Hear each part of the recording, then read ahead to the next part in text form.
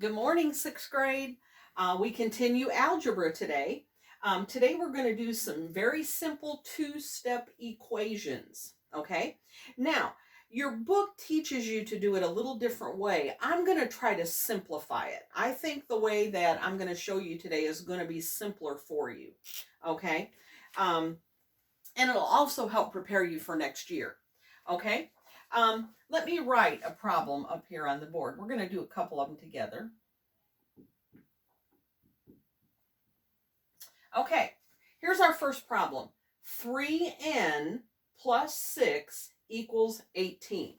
Okay, and in algebra, when you have a variable, which a letter in algebra is a variable. So we've got a variable on this side of our equation, on the left side of the equal sign.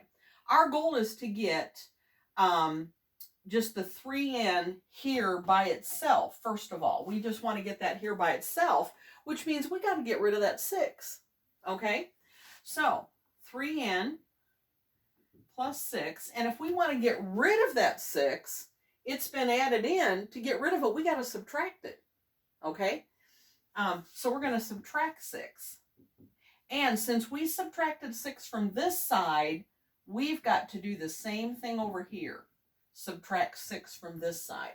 Okay, so now 6 minus 6 would be 0, so we got rid of our 6 there. All we're left with is 3n. 3n equals, and 18 minus 6 would be 12. Okay, we're almost done. Now our goal is to get n on this side all by itself.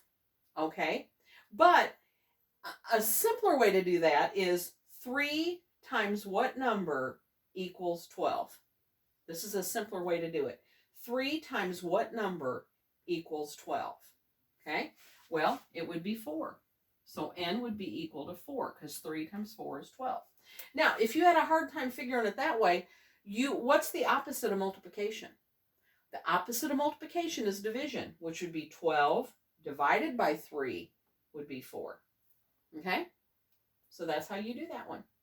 Okay, all right, let me do another one.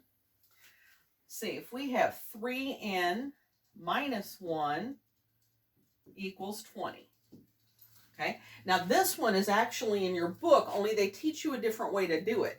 Now you can look over how they teach you in your book. If that's easier for you to do it that way, that's fine. Okay, now here, again, our goal is to get rid of this 1 on this side, so we're only left with 3n. Okay, now here we subtracted the 1. What's the opposite of subtraction? Addition, isn't it? So 3n minus 1 plus 1. We're going to add 1. Okay, so if we add 1 to this side, we have to add 1 to that side.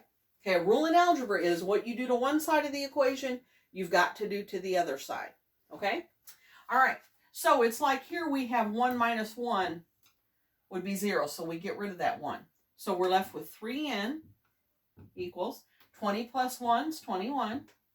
Okay, all right, now 3 times what number equals 21? Can you figure it out that way? If not, do the opposite of multiplication and divide. 21 divided by 3.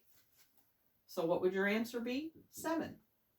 Okay, so 3, see, n's equal to 7, so 3 times 7 equals 21. So there's your answer, n equals 7. Okay, and if you need to go back and watch this again, make sure to do that. Okay, all right, have a great day and send me answers to lesson practice.